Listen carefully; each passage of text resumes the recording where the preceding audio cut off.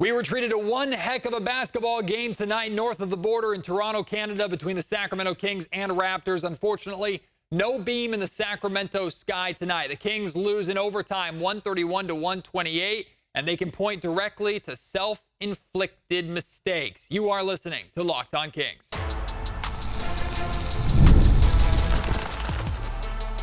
You are Locked On Kings, your daily Sacramento Kings podcast. Part of the Locked On Podcast Network, your team every day. And now, ladies and gentlemen, it is that time. Time for another episode of Locked On Kings. Hello and welcome into Locked On Kings, your podcast hub for Sacramento Kings coverage all season long. My name is Matt George. I have the privilege of being your host here. I'm a Sacramento sports anchor and reporter for ABC 10 News.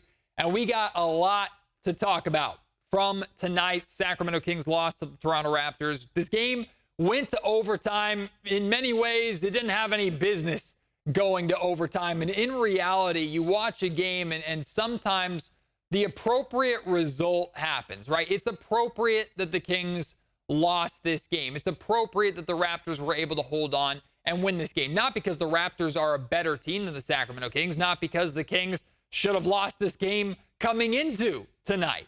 It's because the Raptors outplayed Sacramento. They out-hustled Sacramento. A big thing we're going to talk about on this podcast tonight, they outworked Sacramento. And while the Kings, I give them credit, they continued to fight and stick around and hang around and made a game of it and had opportunity after opportunity to try and steal this game away. The Raptors always seem to counterpunch Sacramento's haymaker with a jab of their own to hold the Kings back. So let's talk about the last play. Let's talk about how this game ended in overtime, right? R.J. Barrett misses a pair of free throws to pretty much put this game out of reach. So the Kings get the ball back with 8.9 seconds remaining. DeMar DeRozan was on fire. Scored every single one of the Sacramento Kings points in overtime. So, of course, the Kings are drawing up this play for him. He gets a tough look for a fall away, turnaround corner three. No, it's not my favorite shot in the world. It's definitely not the best shot you could have gotten, but you 100% live with it because of how good DeMar DeRozan was tonight. So you live with it. He misses the shot. The ball ends up coming out to De'Aaron Fox with a couple seconds remaining, and he's got room to let that shot fly. He lets it fly. He misses badly. He claims it was tipped. But either way, the Kings missed the shot. It is not reviewed. Toronto holds on, wins the game. Let's talk about the tip first and foremost. I have no idea if it was tipped or not. Honestly, I've watched that back in slow motion 7, 8, 9, 10 times. I cannot tell you if that ball was tipped or not. It's certainly not like a Ryan Hollins in Memphis situation from a handful of years ago, and I know longtime Sacramento Kings fans will know what I'm talking about.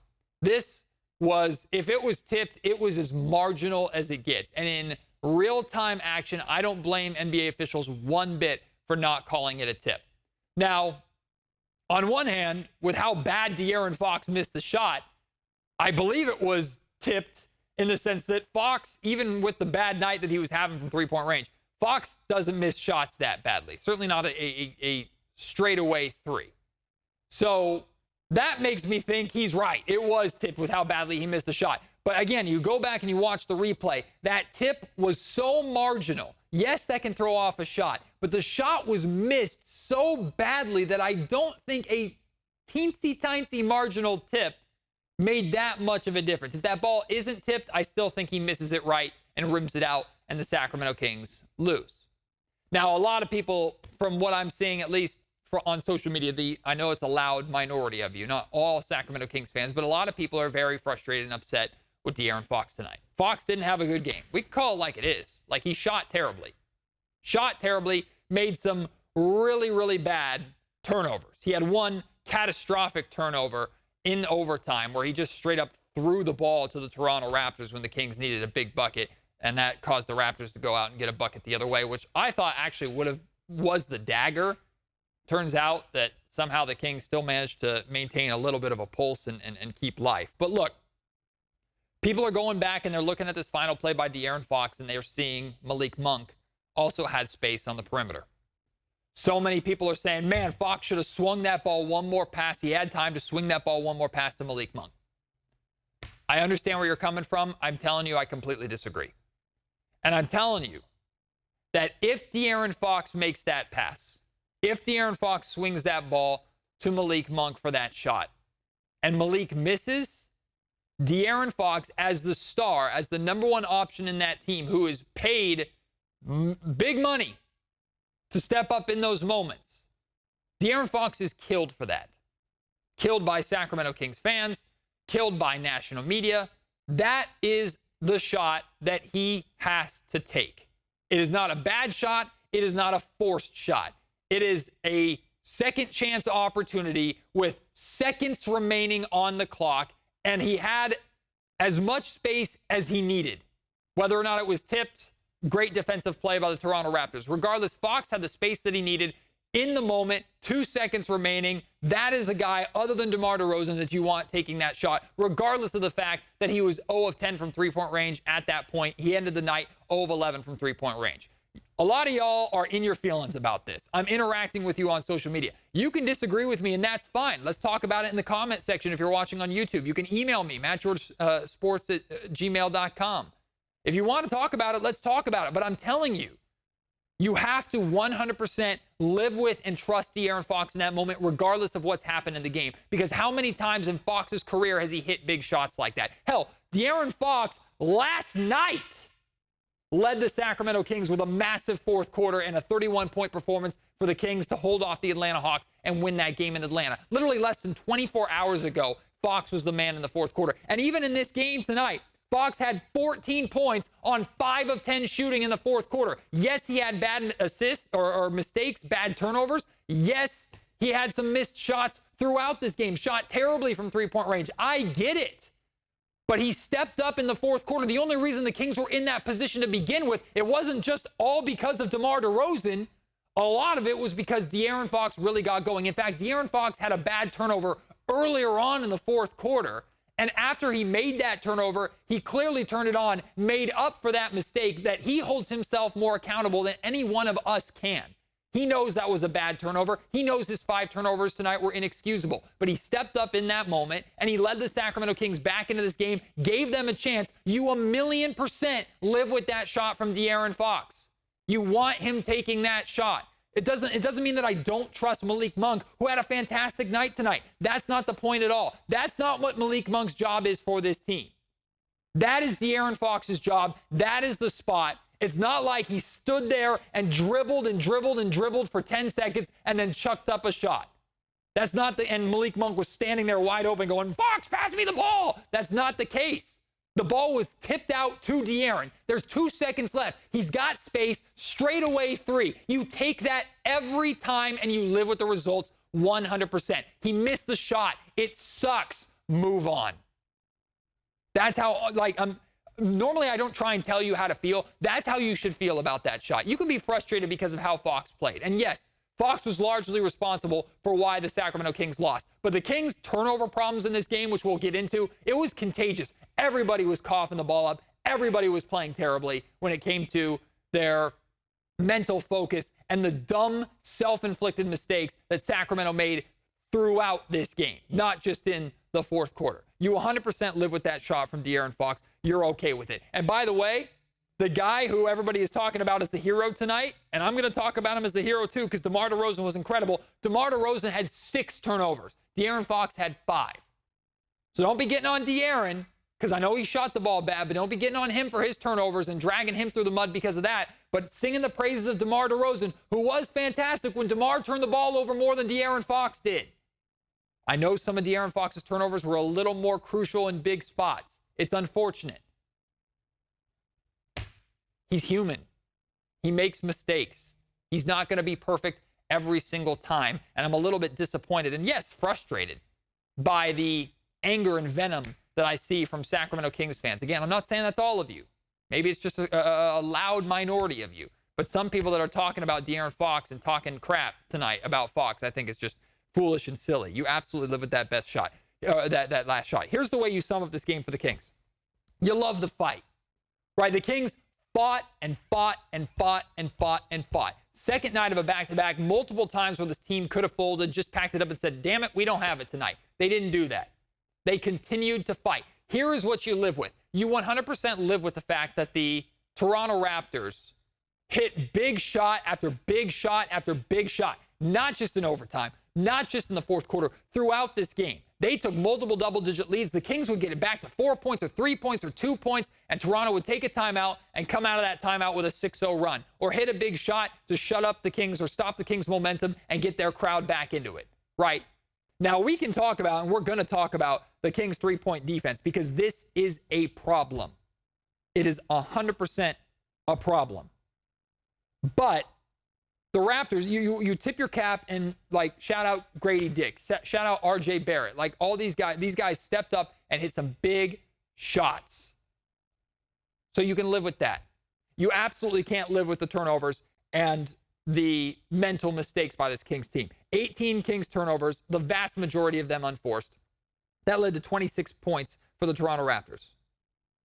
Again, Fox had 5 turnovers. DeMar DeRozan had 6 of them.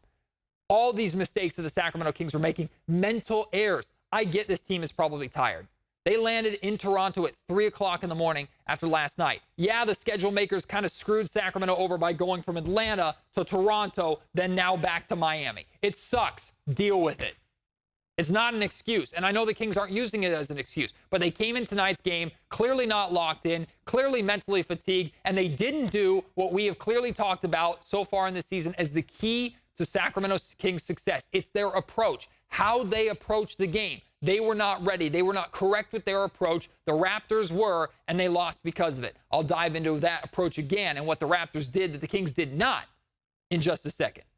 Today's episode of the Locked On Kings podcast is brought to you by BetterHelp. We're in November now. This is the month of gratitude. And of course, there are many, many people that we have to be thankful for in our lives, but one person that we should thank more that we don't often give the thanks and attention that they deserve, that's ourselves, right? It's sometimes hard to remind ourselves that we are trying our best to make sure that we are making sense out of this crazy world and dealing with the curveballs and fastballs that life throws at us. It isn't always easy. And here's a reminder to send some thanks to yourself and take care of yourself. Focus on yourself and your mental health. The same way you work on yourself physically in the gym, the same way you eat right to take care of your body, you need to take care of yourself mentally. And one of the best ways to do that is by seeing a therapist. I've been seeing my therapist, TJ, since COVID, and it has changed my life. Not only did it help me unpack some things that I wasn't even aware I was dealing with, right? And it wasn't massive things. You don't have to be dealing with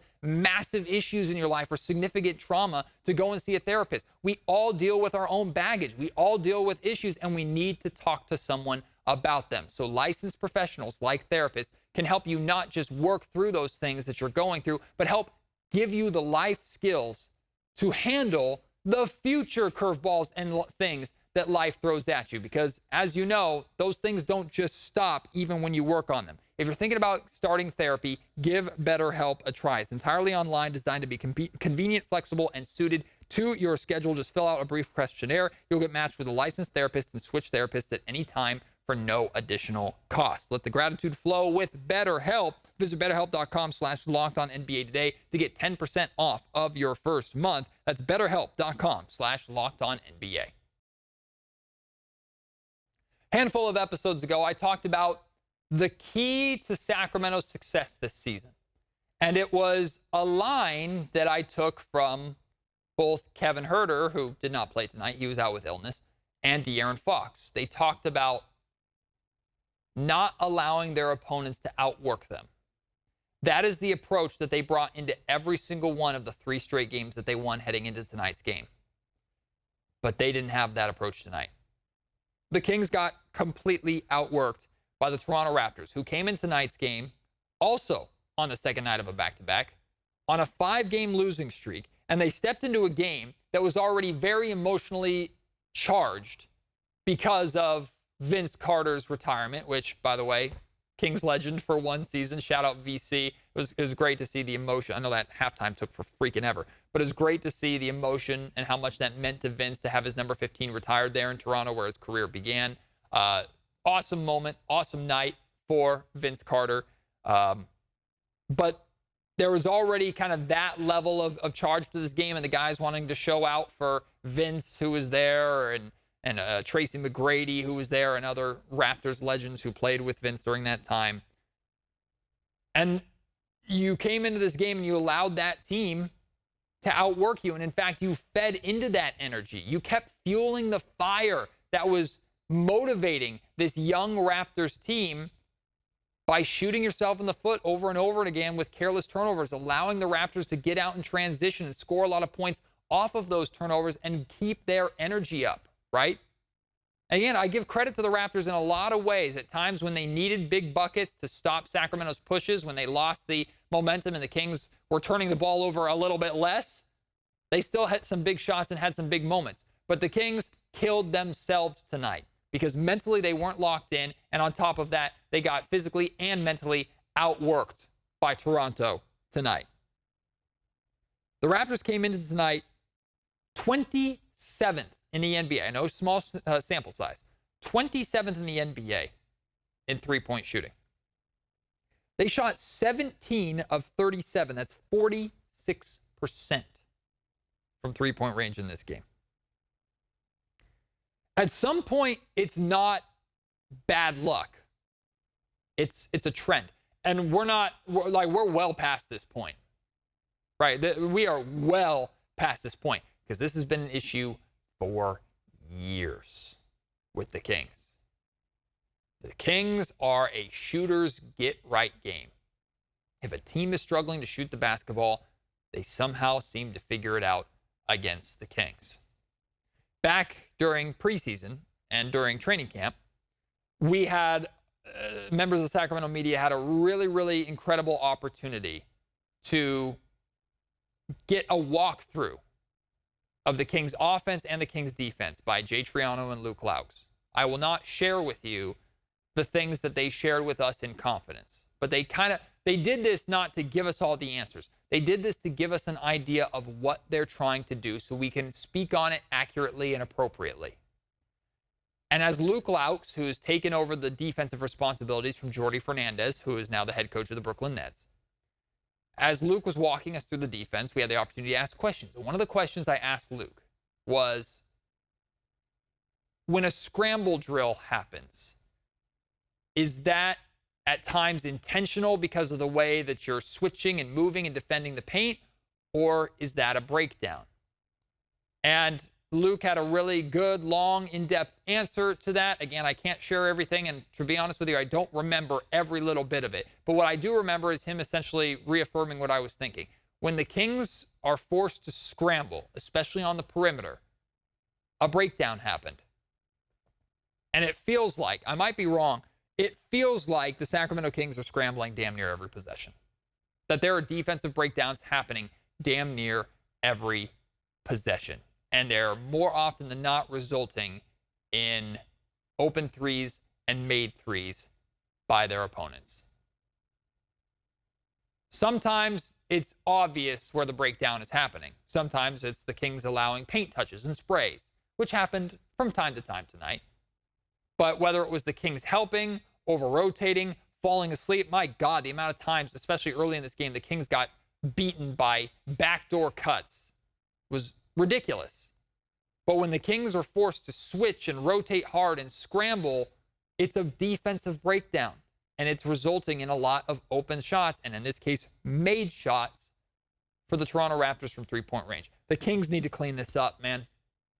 I don't know how they do it. I don't know if they can do it with this personnel. I don't know if it's a philosophy change. I don't know what the deal is. Because when Luke Laux walked us through the defense, everything that he said made perfect sense, and he talked us through fail-safes and what different guys are supposed to do so that those breakdowns don't happen, so that rotations happen, so that guys are covered. And look, I know they're facing NBA-caliber offenses. I know that they're not going to be perfect all the time. The best defensive teams are not perfect all the time from the perimeter, and there is going to be an element of daring certain guys to beat you on the perimeter so that you're not giving up open lanes to the rim and points in the paint. It's easier to score from right under the basket than it is from 20 plus feet out in three-point range. 100% understand that. But the Kings are getting killed from three almost every time they lose. There is a direct correlation to bad three-point defense and Kings losses, and every team knows about it and exploits it. The Kings got to clean that up. They got to figure it out, and they got to clean that up. Let's talk about some positive things. DeMar DeRozan. He overcame a rough start. DeMar DeRozan got off to a really bad start in this game, but down the stretch, incredible. Incredible. Nothing about this man says that, the way he plays says that he's 35 years old. 33 points, 12 of 27 from the field, 7 of 7 from the free throw line, 3 rebounds, 4 assists, 3 steals. In the fourth quarter, he had 10 points, 3 of 6 from the field, 4 of 4 from the free throw line, scored all 8 points of Sacramento's in overtime, went 3 of 7 from the field, 1 of 4 from three-point range in OT. DeMar DeRozan was phenomenal tonight. And again, I have zero issue with the Kings drawing up that final shot for him. I know it was an ugly shot, that kind of fader corner three. You kind of have to live with it. But DeMar DeRozan was sensational for the Sacramento Kings again. And here we are, 6 straight games starting his Kings career. 6 straight games with 20-plus points. That ties Oscar Robertson, and he's now one off of Chris Webber for the Sacramento era record with that streak. Not even Sacramento era record. We're talking Kings, all-time Kings record of 7 straight games to start with your new team, with the Sacramento Kings. 7 straight games of 20 or more points, and I think he gets it on Monday in Miami.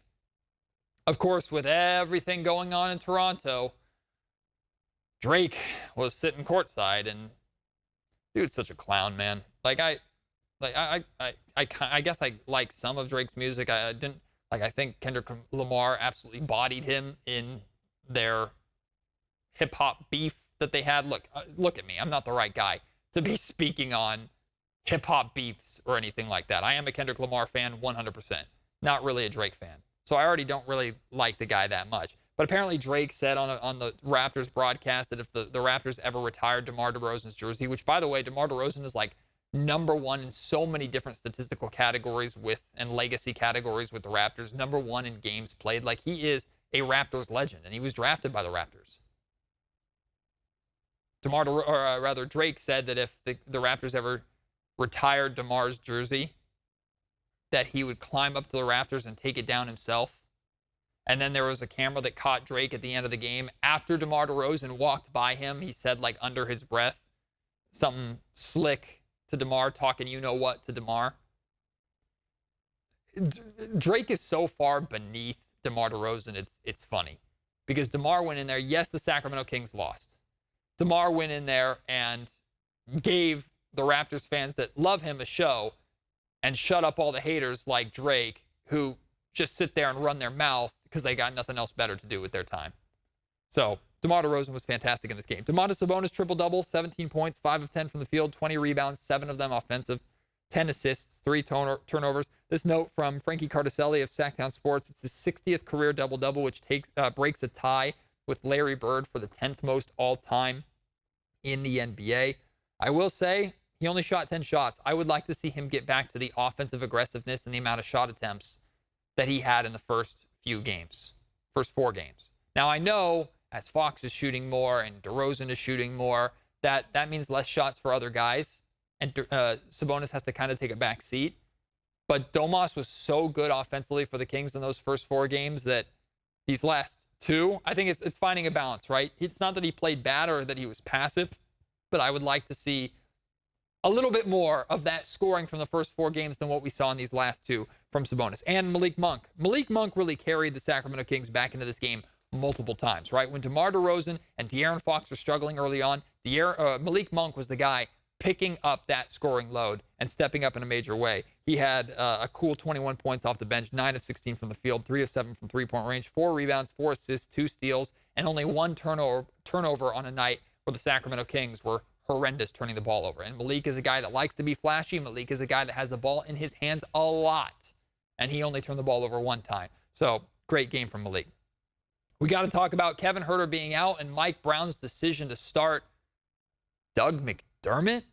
We'll talk about that, plus Keegan Murray fouling out of this game, and Monday's meeting with the Heat in Miami. It's all still to come here on Locked On Kings. Today's episode of the Locked On Kings podcast is also brought to you by FanDuel. Get ready to tackle all of your NFL action with FanDuel, America's #1 sportsbook, because right now, new customers can bet $5 and get $150 in bonus bets if you win. The FanDuel Sportsbook app gives you everything that you need to place bets on the NFL and the NBA and the NHL and the MLB, college sports, all of it, all in one place. So when you get a hunch in the middle of a game, you can check out the latest stats, view live play-by-play, and so much more on the exact same page where you place your bets. All that information right there for you in one place for you to make the best decisions with your money. Again, you get started with $150 in bonus bets if you win your first $5 bet. So take those $5 and put it on the easiest thing that you can find. When you win, here's $150 on top of what you won to really have some fun on FanDuel. Never waste a hunch and make every moment more with FanDuel, an official sportsbook partner of the NFL. Kevin Huerter did not play tonight with illness, and his absence was felt. You absolutely could have used some of the three-point shooting of Kevin Huerter in this game, especially when the Kings went 10 of 40, 25% from three-point range. Kevin Huerter certainly would have helped Sacramento. Would the Kings have won if Kevin Huerter played? I don't know. They would have had a whole lot of a better chance. That being said, Doug McDermott got the start instead of Kevin Huerter. He played a whopping 15 minutes, scored like 4 points, did pretty much nothing. Not memorable. Mike Brown really must not have faith in Keon Ellis's offensive fit with this starting unit, and specifically his spacing. Not that Keon isn't capable of knocking down threes, which Mike and all of us know that he is, but that opposing defenses don't trust it or fear it enough to defend it honestly. Doug McDermott has more of a reputation of a three-point shooter than Keon Ellis does. But I don't really think I can say with much confidence that a defense would dare McDermott to beat them from three-point range a whole hell of a lot less than they would dare Keon Ellis. You know, again, I love Mike, big supporter of Mike. I think Mike is getting too cute here. All last season, Keon Ellis thrived when you needed him as kind of your backup starting two. Whether it was Fox getting hurt or Huerter getting hurt or whatever, Keon Ellis stepped into that spot, and he earned his first NBA contract because of how well he played and directly helped impact not just Kings wins, but Sacramento's improvement on the defensive end. I just think Mike's getting too cute here. I like Doug McDermott. I think Doug McDermott can absolutely help the Sacramento Kings team. Doug McDermott is not ever going to be as impactful for the Kings as Keon Ellis is.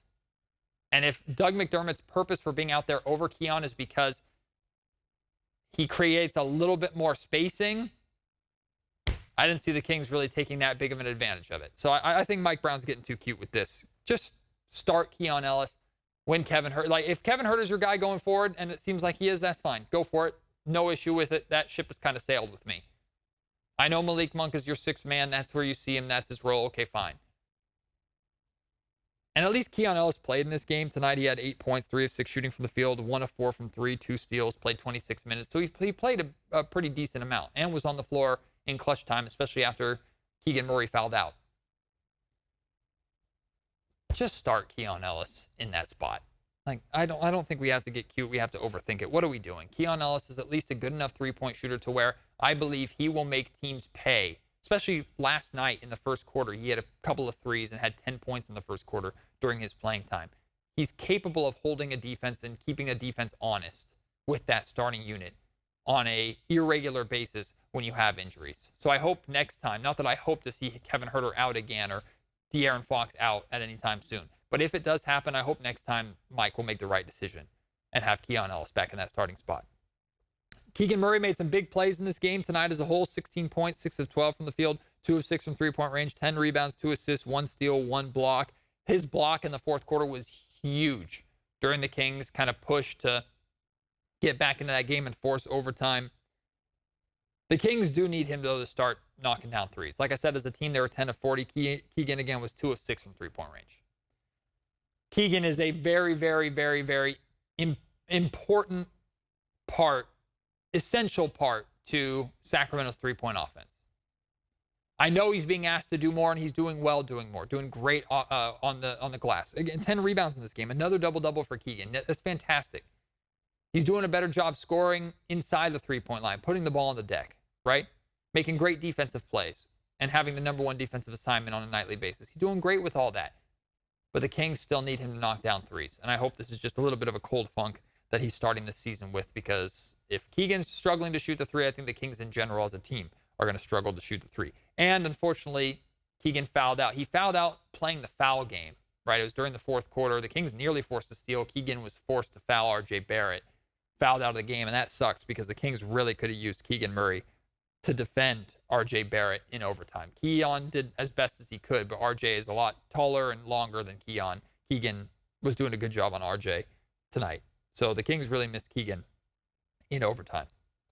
But now we say goodbye to this game. As frustrating as it was, put it on the back burner. Kings 3-3. They're back to 500. You have a chance to secure a winning road trip on Monday.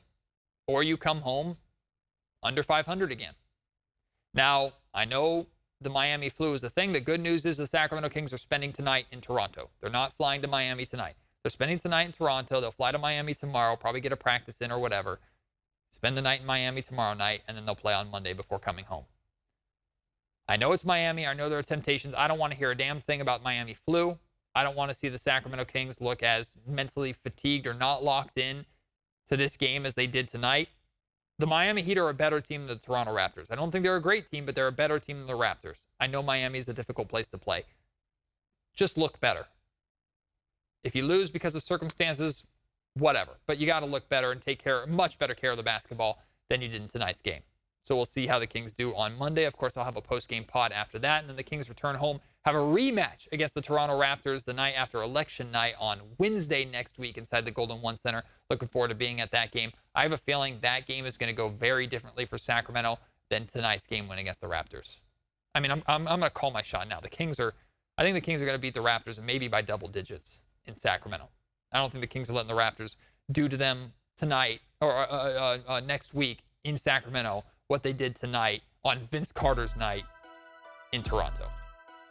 But we'll have to wait and see. All right, your thoughts on this game? You agree with me? You disagree with me? Whatever you want to talk about, let it fly. At Matt George Sack on Twitter. Email me, mattgeorgesports@gmail.com, or leave your thoughts in the YouTube comment section down below. Appreciate your support as always. Can't wait to have you join me on the next episode of Locked On Kings. Until then, my name is Matt George. You've been listening to the Locked On Kings podcast, part of the Locked On Podcast Network.